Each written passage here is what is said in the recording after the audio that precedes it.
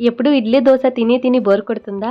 అయితే ఒక కప్పు ఉప్మా రవ్వతో అప్పటికప్పుడే చేసుకునే ఈ ఉత్తప్పం ఒకసారి ట్రై చేయండి. ఎంత సాఫ్ట్ గా ఉంటాయో అంతే టేస్టీగా ఉంటాయి. ప్రాసెస్ ఏంటో చూద్దామా? ముందుగా ఒక మిక్సింగ్ బౌల్ లో అరకప్పు పెరుగు, పావు టీ స్పూన్ వంట సోడా, రుచికి సరిపడా సాల్ట్, 2 టీ స్పూన్ల బియ్యం పిండి వేసుకుని అంతా బాగా కలిసేలా మిక్స్ చేసుకోండి.